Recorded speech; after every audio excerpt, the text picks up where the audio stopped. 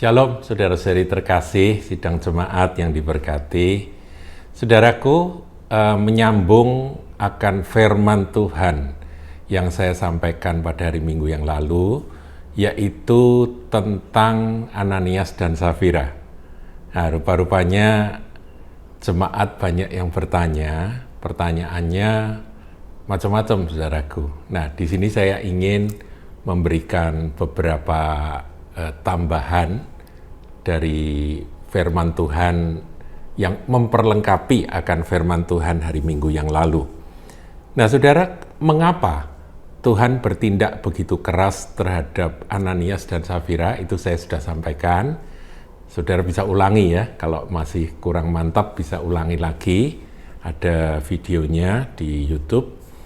Saudara juga kita akan memperdalam akan apa yang dimaksud dengan menghina roh kasih karunia. Di dalam Ibrani pasal 10 ini juga banyak ditanyakan.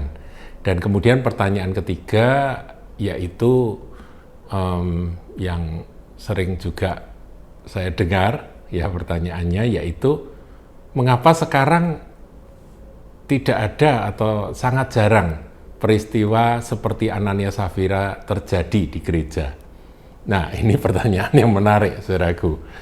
Saya kira tentunya Anda tidak berharap ya yang serem-serem ini terjadi di dalam gereja hari ini, saudara. Kita mulai dulu aja ya. Kita mulai dengan dasar firman 1 Yohanes 5 ayatnya yang ke-16 dan 17. Di sini Yohanes membagi dosa itu dalam dua kelompok.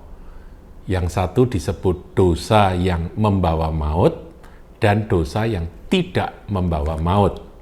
Nah, tentunya peristiwa Ananias Safira tergolong dosa yang membawa maut.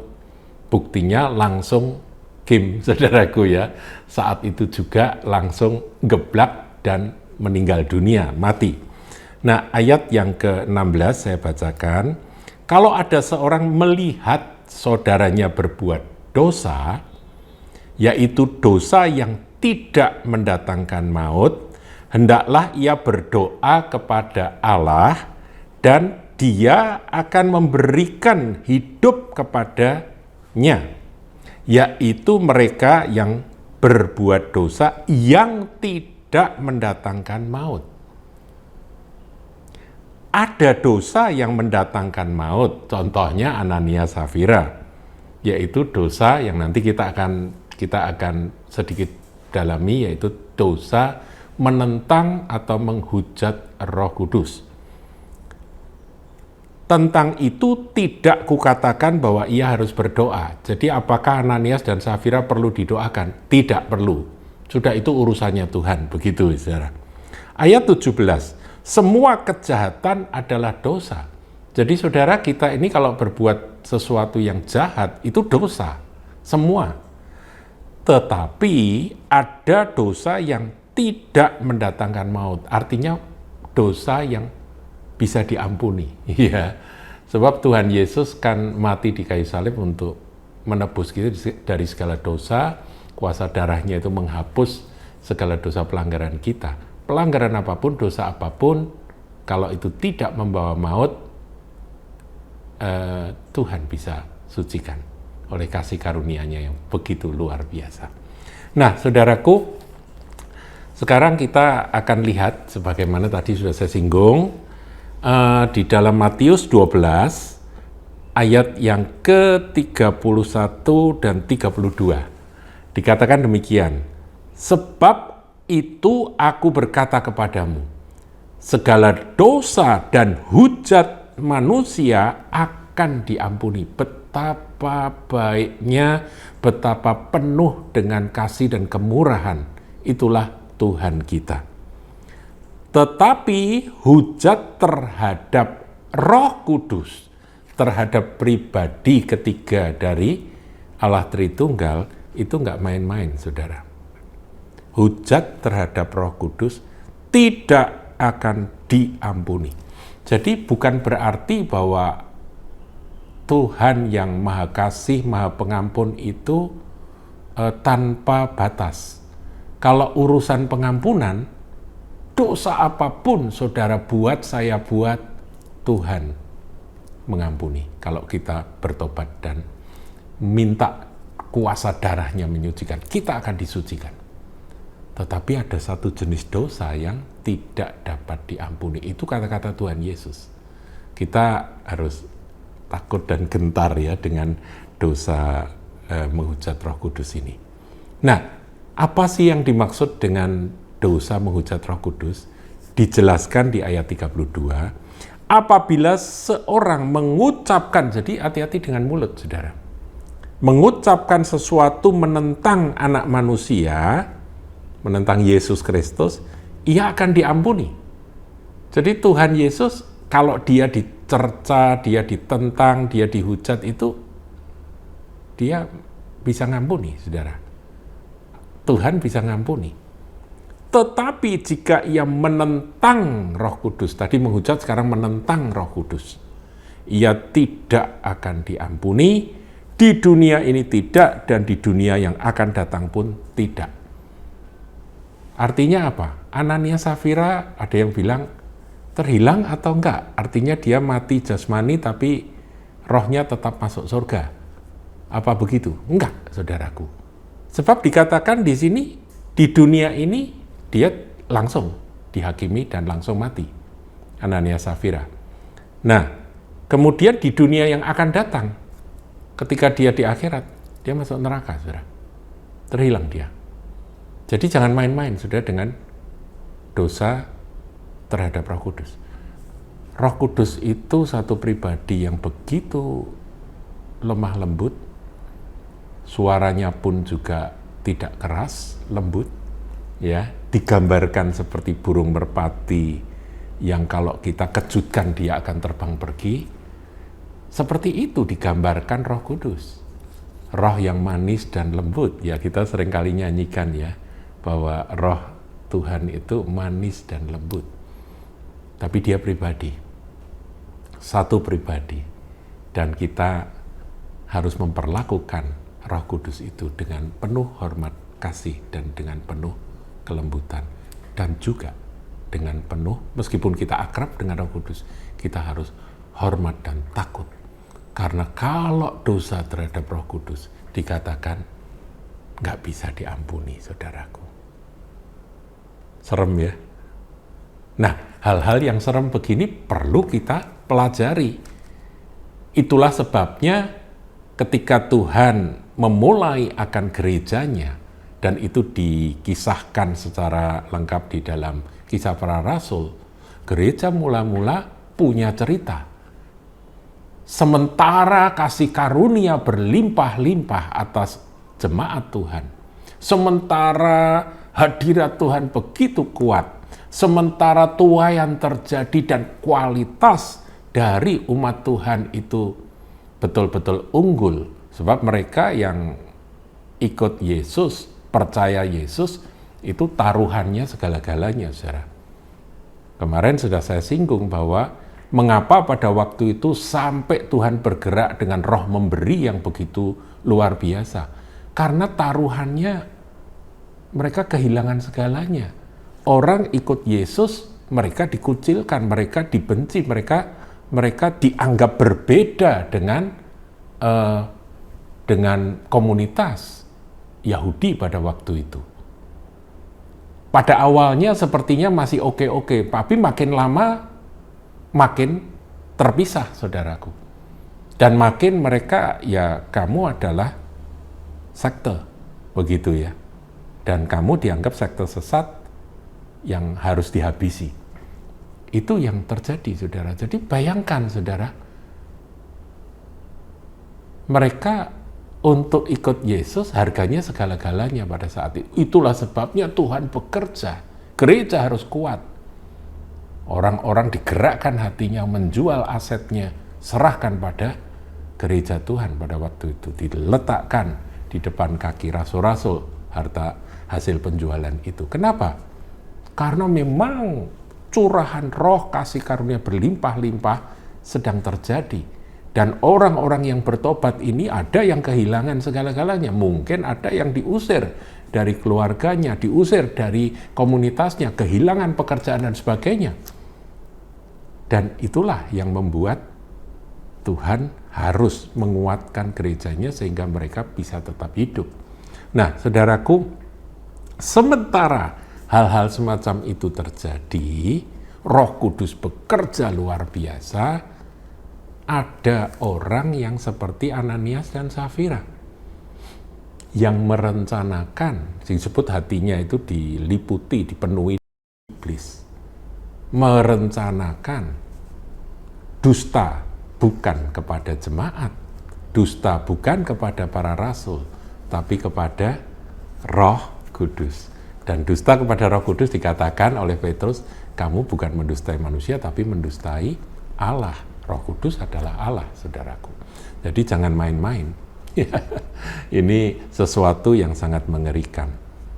Nah, sekarang kita akan lihat, saudara, sebuah ayat yang bagus yang berkait dengan istilah menghina roh kasih karunia itu. Saya bacakan Ibrani 10 ayat yang ke-26. Sebab jika kita sengaja berbuat dosa, sengaja artinya sudah dikasih tahu, yang kasih tahu kalau manusia masih oke, tapi yang kasih tahu Roh Kudus sendiri, saudara. Roh Kudus sudah berbicara dengan begitu jelas. Saya kira Ananias Safira itu sudah berargumentasi dengan Roh Kudus, tapi dia sengaja melawan Roh Kudus, menentang perkataan Roh Kudus. Menentang itu sama dengan menghujat, melawan. Sesudah memperoleh pengetahuan tentang kebenaran. Jadi orang yang sengaja berbuat dosa, meskipun sudah diberitahu oleh Roh Kudus kebenaran itu seperti ini. Untuk Ananias Safira diberitahu bahwa kamu itu ngapain sih mencari hormat manusia? Ngapain kamu ingin dipuji?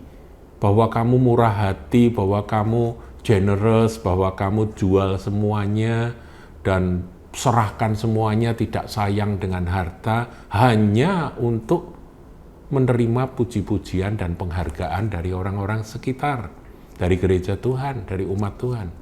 Padahal umat Tuhan adalah orang-orang tulus, orang-orang kudus yang murni hatinya, yang mana mereka juga sudah berkorban habis-habisan. Tapi dia melecehkan. Sebagian saja ya diserahkan. Sepakat sama Safira. Ananias dengan Safira berkompromi, sepakat. Roh Kudus bicara, sudahlah Roh Kudus, nggak usah macam-macam. Asik kok ini. Kita nanti akan dipuji. Nggak ada yang tahu. Rasul-rasul juga nggak tahu. Kita kan jualnya kan diem-diem, nggak ada yang tahu. Harganya juga nggak ngerti mereka. Sudahlah, pokoknya ngomong aja. Sepertinya soal kecil, saudaraku, cuma bohong. Petrus berkata apa? Ananias, hatimu dikuasai iblis. Ketika tanah itu belum dijual, itu punyamu. Tuhan itu menghargai akan apa yang menjadi milik kepunyaan dari umatnya. Ketika dijual, hasil penjualannya juga punyamu. Kamu mau kasih 10%, mau kasih 20%, mau kasih 5%, nggak usah perpuluhan, Tuhan juga nggak marah. Emangnya Tuhan butuh uangmu? Sepertinya begitu, saudaraku. Saudara, kita ini jangan sampai salah persepsi ya. Dipikir Tuhan itu butuh kita. Kalau kita jadi orang yang punya duit, kemudian Tuhan itu membutuhkan uang kita. Enggak, langit dan bumi dia punya. Emas, perak, segala mineral, segala hasil tambang dia punya, saudaraku. Jadi, saudara, kita perlu memahami bahwa firman Tuhan katakan sengaja berbuat dosa itu berarti dia sudah berargumentasi, sudah berdebat dengan Roh Kudus dan melawan Roh Kudus, dan sudah punya pengetahuan kebenaran. Maka tidak ada lagi korban untuk menghapus dosa itulah. Ini dosa yang membawa maut. Tetapi yang ada ialah kematian yang mengerikan, itu ayat 27, akan penghakiman dan api yang dahsyat yang akan menghanguskan semua orang durhaka. Dikelompokkan orang durhaka itu Ananias Safira. Jika ada orang yang menolak hukum Musa, ia dihukum mati tanpa belas kasihan dibandingkan dengan hukum Musa atas keterangan 2 atau 3 orang saksi.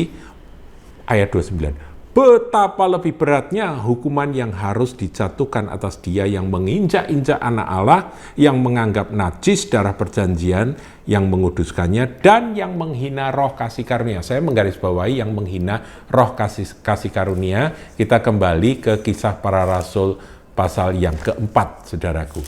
Kisah Para Rasul pasal yang keempat, di sana ada satu ayat 33, saya bacakan. Dan dengan kuasa yang besar, rasul-rasul memberi kesaksian tentang kebangkitan Tuhan Yesus, inti dari Injil.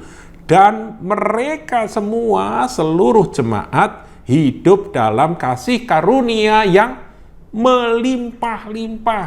Nah, kasih karunia yang berlimpah-limpah itu ada Roh Kudus yang disebut juga roh kasih karunia.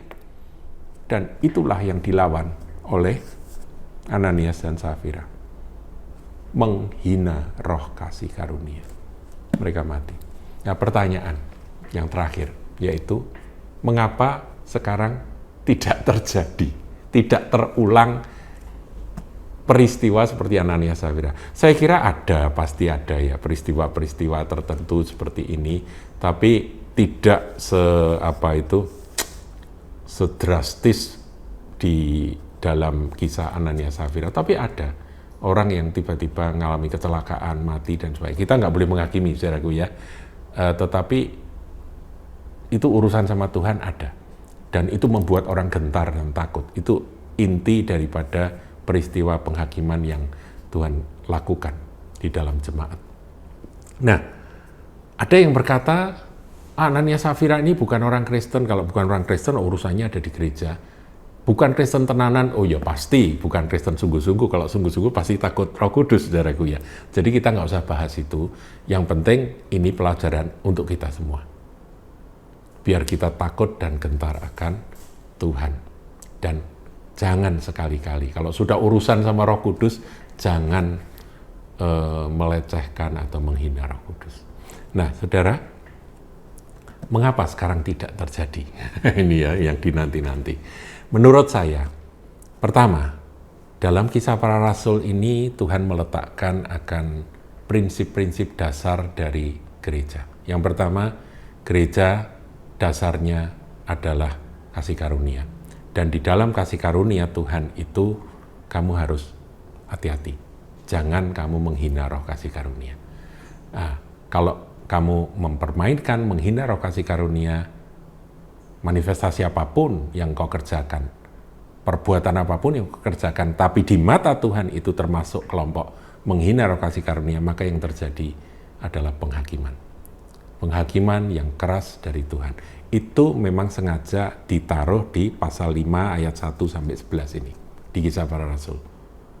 Yang membuat jemaat itu benar-benar hormat akan Tuhan, takut akan Tuhan.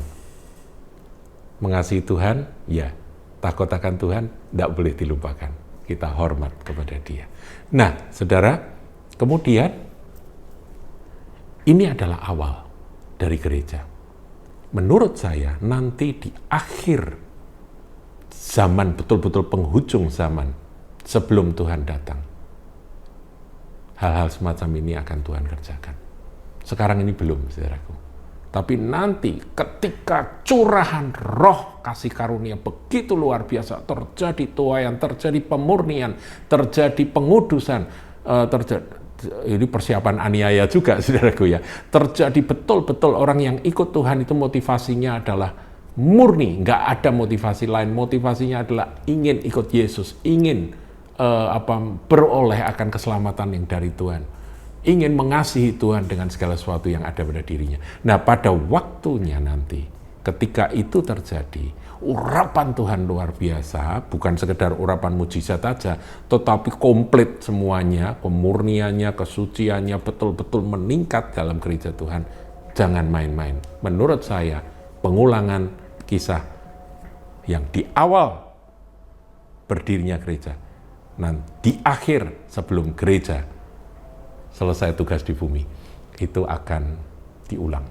Jadi, wait and see, saudaraku. Jadi, menurut saya karena limpahan roh kasih karunia-Nya belum sedahsyat itu. Kekudusan dari umat Tuhan dalam gerejanya belum seperti itu. Belum seperti dalam Kisah Para Rasul pasal 5 ini. Ketika kejadian kesucian, kekudusan, khidmatnya umat Tuhan seperti yang tercatat di dalam Kisah Para Rasul 2, 3, 4, 5 itu, maka expect aja saudaraku bahwa peristiwa Anania Safira bisa terjadi seperti yang Anda tanya. Saya kira paham ya saudaraku ya. Jadi ada halaman, ada ruang suci, ada ruang maha suci. Di ruang maha suci orang nggak sembarangan boleh masuk. Kalau masuk, kalau nggak diperlengkapi dengan persyaratan yang sudah tertulis, mati. Termasuk imam besar pun bisa mati, saudaraku, kalau tidak memenuhi aturan yang ada. Jadi makin dekat dengan hadirat Tuhan dan urapan Tuhan, maka kita juga harus makin takut dan gentar. Itu saja yang bisa saya sampaikan. Tuhan Yesus memberkati.